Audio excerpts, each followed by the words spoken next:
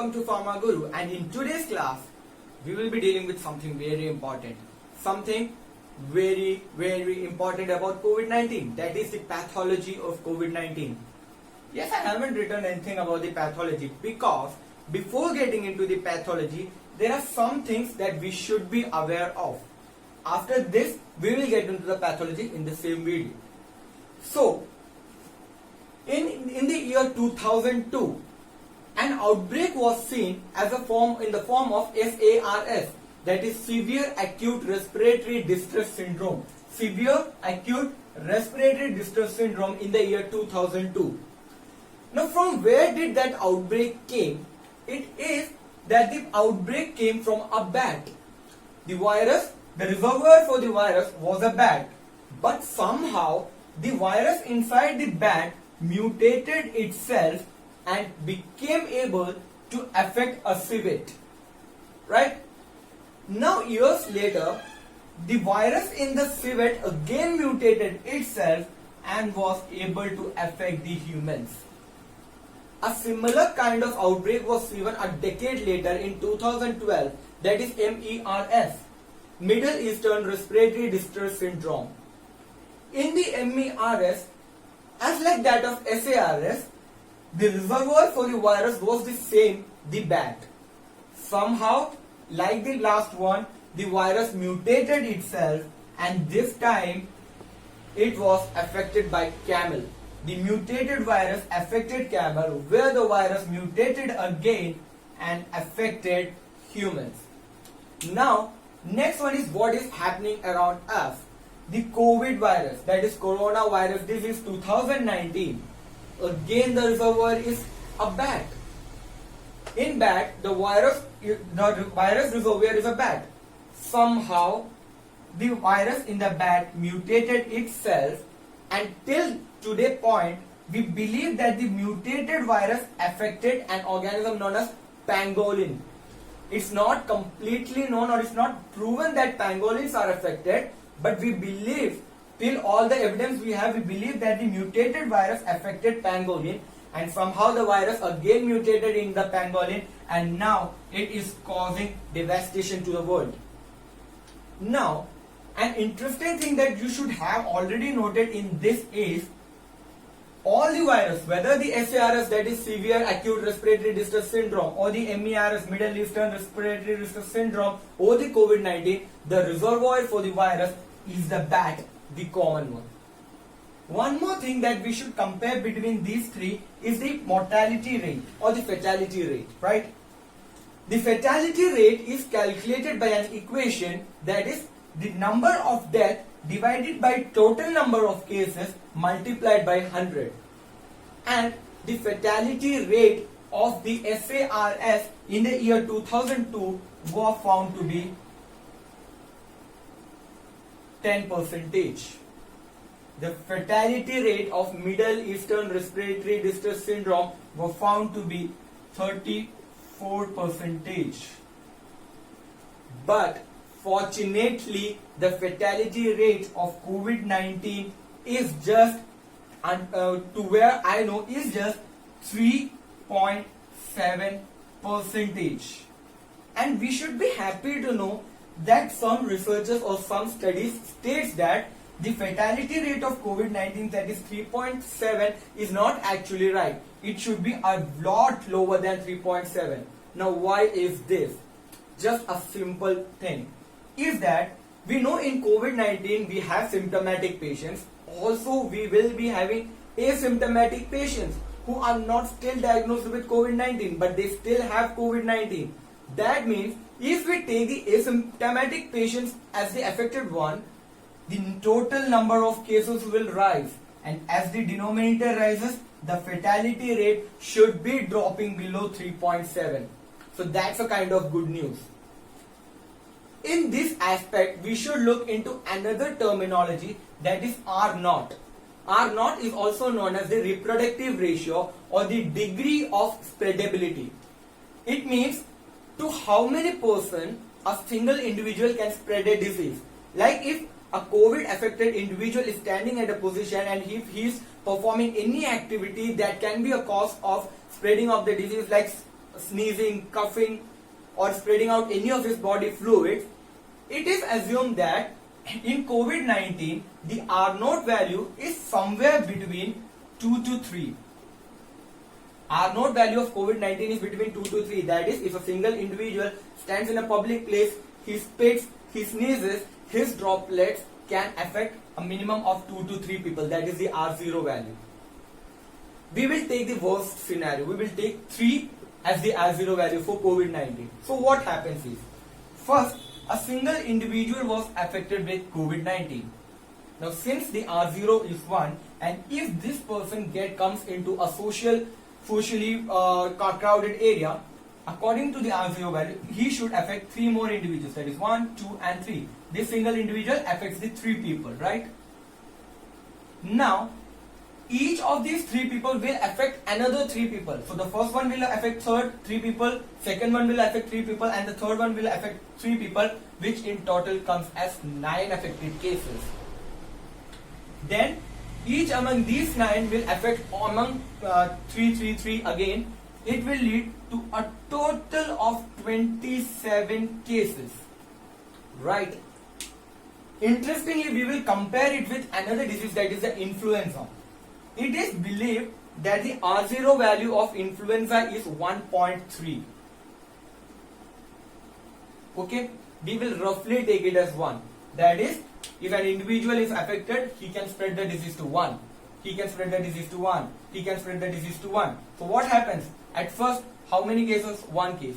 Next, when he spreads, total case is 2. Then total case is 3. Then total case is 4. See, the number of cases rising in case of influenza is very low.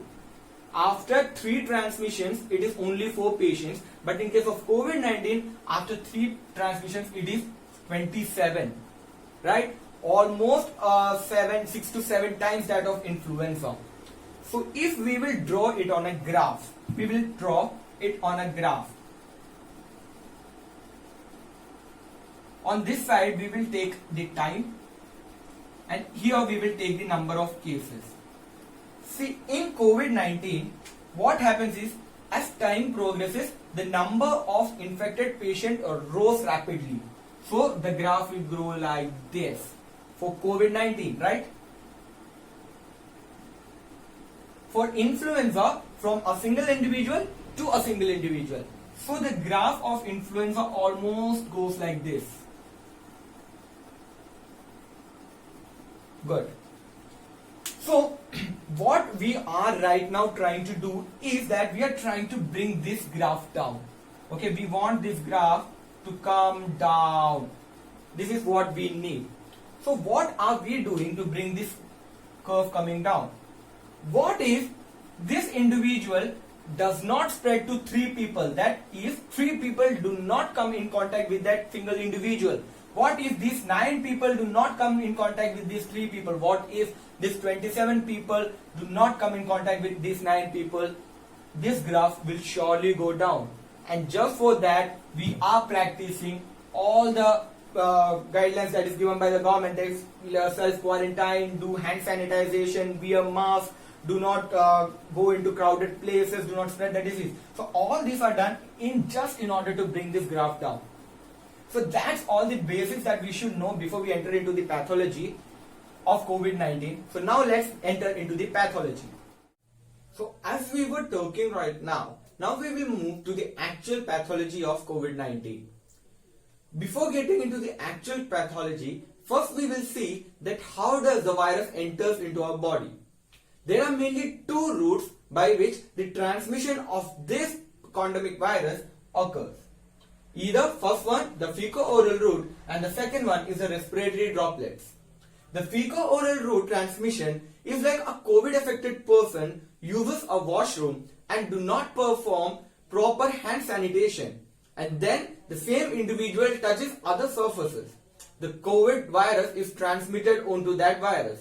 When an unaffected person comes and touches the same surface, the person can be affected with the virus. That's mainly the fecal-oral route of transmission. Second one is the respiratory droplets. If a COVID-affected individual sneezes or coughs in an open area, the respiratory or the cough droplets can travel up to a minimum of 3 to 6 feet. It's a huge distance. And with these droplets, the viruses can survive on the surface for at least 24 hours. And the viruses are viable in the air for at least 3 hours. So that makes these respiratory droplets a major concern of transmission in COVID-19 virus. Now we will actually look into what the virus does. The virus enters the respiratory tract of the humans and travels all the way up into the lungs to the alveoli. These viruses have a great affinity or would like to settle down in the alveoli. So it enters the respiratory tract and reaches the alveoli. So we will now look into what actually the virus does in the alveoli. The virus enters into the respiratory tract, reaches all the alveoli. Now we will look what the virus does in a single alveoli. Now, as soon as the virus enters this alveoli, the virus needs to get attached to the surface. The surface of the alveoli consists of two types of cells, type 1 pneumocytes and type 2 pneumocytes. The type 1 pneumocytes are specialized for the gaseous exchange, whereas the type 2 pneumocytes, which are these, the type 2 pneumocytes are specialized in the production of surfactants. What is the your actual use of surfactant is, these surfactants reduces the surface tension in the alveoli. And due to reduce the surface tension, alveolar collapse is prevented. Now, as soon as the virus enters into the alveoli, the virus would like to attach itself to the type 2 pneumocytes. Will try and attach itself to the type 2 pneumocytes. So we will see what happens with the type 2 pneumocytes, where I have drawn a single type 2 pneumocyte cell here. The virus, the COVID virus, comes and attached to a specific receptor present on the type 2 pneumocytes, and these receptors are known as ACE2 receptors. The S protein spikes present on the surface of the COVID virus comes and binds to the ACE2 receptor with the help of a specialized protein, that is serine proteases, that we have talked in the earlier video. So with the help of serine proteases, the S protein binds itself to the ACE2 receptors. As soon as this binding occurs, the COVID virus transmits its genetic material into the type 2 pneumatic cells. The genetic material of the coronavirus is obviously ssRNA. Now, as soon as the genetic material enters into the type 2 cell, it uses the host ribosome. It will utilize the host ribosome to undergo a process known as translation. Now, when this genetic material with the help of host ribosomes undergoes translation, it produces numerous amount of polyprotein. Not a single, not double polyproteins. It produces numerous polyproteins due to this translation process. Also, this genetic material also utilizes another thing, that is RNA dependent RNA polymerase. It utilizes RNA dependent RNA polymerase to make multiple copies of the single stranded RNA. Then, the already synthesized polyproteins due to translation by the host ribosome, under the influence of proteases, converts itself into all the structures, all the basic required structures that are required for the formation of the COVID-19. That is the capsid, the spikes, the S protein, everything that is required for the formation of the COVID-19 virus.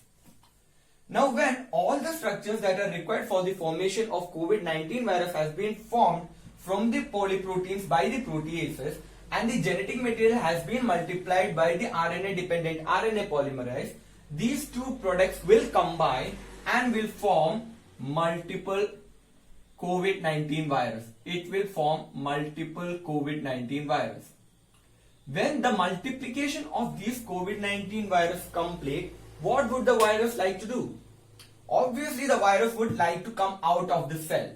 How will the virus come out of the cell, or how would the virus bud off? Only one way is that the virus has to damage the type 2 pneumocytes. right? The virus has to damage the type 2 pneumocytes, and due to this damage, the further complications or the symptoms in COVID-19 patients occur. Now, as soon as there is damage to the type 2 pneumocyte, who comes into action? Obviously, the macrophages comes into action. Since there is damage to these type 2 pneumocytes, the macrophages comes into action. And these macrophages produces certain inflammatory mediators such as interleukin 1, interleukin 6 and TNF alpha. These inflammatory mediators comes out of the alveoli and reaches into the circulation of the capillaries. Here the inflammatory mediators will be transferred. As a result of the inflammatory mediators in the circulation, these inflammatory mediators will act on the endothelial cells and will cause vasodilation. As a result of vasodilation, there will be increased permeability and the plasma present inside the blood will ooze out in both the directions. Then this area will be filled up, this space will be filled up with fluid which will try to congest the alveoli, making more chances of alveolar collapse. And also some of the fluid will enter into the alveoli, and whenever some fluid is filled up in the alveoli, this is known as alveolar edema. Now, normally what does happen is the alveoli will expand to this space and breathing and respiration and expiration will take place. But now, since this area is filled up with fluid, the alveoli will expand, but it needs more effort. That is why in COVID-19 patients there is increased work of breathing. That is, for breathing you have to put an extra effort. That is due to this reason. After this, these inflammatory mediators will bring another guest into the action, that are the neutrophils.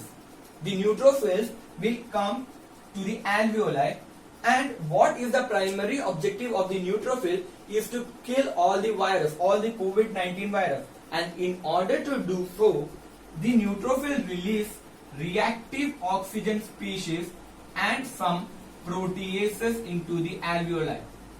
These reactive oxygen species and the proteases will surely destroy the COVID-19 virus, but will also damage the type 1 and type 2 pneumocytes, which will make the gaseous exchange further bad and the production of the mucus also worsened.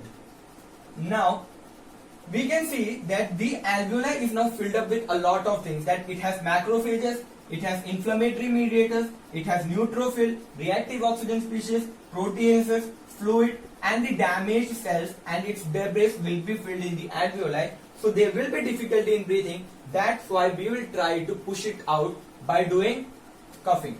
That's why cough is a symptom in case of COVID-19 patients. Now when all this happens, next thing is these inflammatory mediators from here will travel all the way up to the brain or travel all the way up to the central nervous system, and from here it will stimulate the hypothalamus and stimulate the hypothalamus to release PGE2, prostaglandin E2, and this prostaglandin E2 will raise the body temperature. And what is increased body temperature? Known as fever. So that's how fever is a symptom in case of COVID-19 patients. Now, one more aspect. See, since gaseous type 1 pneumocytes are damaged, the function of type 1 pneumocyte is gaseous exchange, so proper gaseous exchange will not take place. It will lead to a condition. Whenever there is no proper gaseous exchange, it will lead to a condition known as hypoxemia. Hypoxemia. Now, due to hypoxemia, there will be reduced partial pressure of oxygen. The partial pressure of oxygen will be reduced. Whenever partial pressure of oxygen is reduced, there is a stimulation of the chemoreceptors. Stimulation of chemoreceptors take place, that will trigger a reflex. It will trigger a reflex. What this reflex will do, it will stimulate the sympathetic nervous system. It will stimulate the sympathetic nervous system. And we all know what is the action of the sympathetic nervous system. Obviously, is to increase the heart rate. Hence, increased heart rate is thus a symptom in case of COVID-19 patients. Now, after all this is happening, in worsened scenario or in very poor conditions, these inflammatory mediators spread throughout the body and will lead to a condition that is known as systemic inflammatory response syndrome. Systemic inflammatory response syndrome. Now, when these inflammatory mediators are present throughout the body, what will it cause? Inflammatory mediators will first cause increased vasodilation throughout the body. Increased vasodilation, fluid will ooze out due to dilation. What happens to the blood volume? The blood volume decreases. And as a result of increased vasodilation, the total peripheral resistance will reduce. Right? The total peripheral resistance will reduce. Now, bringing together all our cardiotox knowledge, we know whenever there is increased vasodilation and reduce the blood volume and reduce the total peripheral resistance, it will always lead to a single condition, that is hypotension. Now, if there is persistent hypotension, it will lead to septic shock. Septic shock, see, due to hypotension, there will be reduced perfusion of blood into the vital organ. The two major vital organs that are affected by this condition will be kidney and liver. See, I am very poor at drawing, okay? Kidney and liver. So, whenever there is reduced perfusion of blood into the kidney will not get enough blood. The kidney will not be able to filter the blood properly. So what will rise? Creatinine level will rise. And blood urea nitrogen will also rise. Okay. Now when the same scenario happens with the liver also shows an elevation in some of the, that is, it will show increased ALT, it will show increased AST, and will show increased bilirubin levels. Whenever the liver does not get enough blood or there is poor perfusion into the liver, the ALT, AST and bilirubin levels will be increased, and the liver will also release some acute reactive proteins. Will release some acute reactive proteins. The liver will release some acute reactive proteins, and what are they? First one will be interleukin 6, second one will be fibrinogen, and the third one is CRP, that is C-reactive protein. So these are the major changes, or these are the major pathology that occurs when a person is infected with COVID-19, and these are the main parameters that are affected. Just taking in everything in a concluded manner, we will summarize all of these things in just a few moments. The COVID-19 virus enters the human body either through fecal-oral route or through the respiratory droplets. As soon as this virus enters into the respiratory tract, it will come and will colonize in the alveoli. In the alveoli, the coronavirus will bind itself to the type 2 pneumocytes at the ACE2 receptor site. After the binding of the coronavirus to the ACE2 receptors, it will enter its genetic material into the type 2 pneumocyte, where the genetic material or the virus will utilize the host ribosomes for translation and production of its polyproteins. Along with that, this genetic material will utilize RNA-dependent RNA polymerase and produce multiple copies of itself. These polyproteins, under the influence of proteases, will make up all the structures that is required for the formation of a COVID virus. that is the capsid, the spikes, the S protein, everything. When these two are completely formed, they combine and will give rise to a new virus. This virus will not silently sit inside your type 2 pneumocyte. It will try to bud off. And as a result of this budding off, the damage to type 2 pneumocyte occurs. And whenever there is damage to type 2 pneumocyte, macrophages will be released. These macrophages will release inflammatory mediators such as interleukin 1, interleukin 6, TNF alpha. These inflammatory mediators will enter into the capillary circulation. This will affect the endothelial lining of the capillaries and will cause vasodilation. As a result, the fluid will ooze out into these spaces, and the fluid in these spaces will try to compress the alveoli and can lead to alveolar collapse. Some of the fluid will also get filled into the alveoli that we call as alveolar edema. Next, these interleukins will bring out some other guests into the action, that are the neutrophils. The neutrophil will enter into the alveoli and will release reactive oxygen species along with certain proteases just in order to kill the microorganisms or the virus. But these reactive oxygen species and proteins will in turn also damage the type 1 and type 2 pneumocytes. After this, now we can see that due to the filling up of this alveoli, there will be no proper gaseous exchange. Because type 1 pneumocyte is damaged, there is alveolar edema, everything is happening in the alveoli. So there will not be proper gaseous exchange. That will lead to a condition that is hypoxemia. Right? Next, since the alveoli is filled up with all this stuff, we will try to cough it out. That's why coughing was a symptom. Next, since here the fluid is filled, the alveoli has to now expand against the pressure of the fluid. That's why in COVID-19 patient there will be increased work of breathing. Good. Now, the inflammatory mediators that has been released into the circulation will move all the way up to the central nervous system and will stimulate the hypothalamus to release prostaglandins E2, and these prostaglandin E2 will elevate the body temperature. That's why fever. Right? Now, there is hypoxemia, poor gaseous exchange, partial pressure of oxygen will be reduced, the chemoreceptors will be stimulated, a trigger reflex will be produced which will stimulate the sympathetic nervous system, which in turn will cause increased heart rate.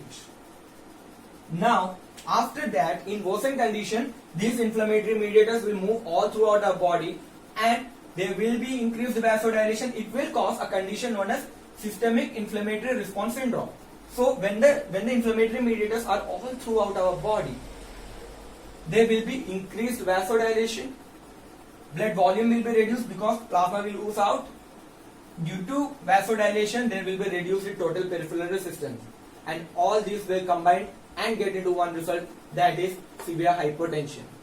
And whenever there is prolonged severe hypertension, what happens? It will lead to septic shock. And this septic shock will mainly affect the two vital organs, that is the kidney and the liver. In the kidney, whenever the blood is not properly perfused, the kidney will not be able to filter all the body's blood properly. Hence, there will be elevated serum creatinine level and blood urea nitrogen. Same in case of liver, there will be, if there is reduced perfusion of blood into the liver, there will be elevated ALT, there will be elevated AST, there will be increased bilirubin level, and the liver also produces some acute reactive proteins such as interleukin 6, fibrinogen or CRP, that is C-reactive protein. So this is all we have today to the update what the pathogenesis of COVID-19 is believed to be. So these are all the things that is right now understood by all of us. Now we will get into the diagnosis of COVID-19, but not in this video, in the further videos. Till then, stay safe, take care and keep learning.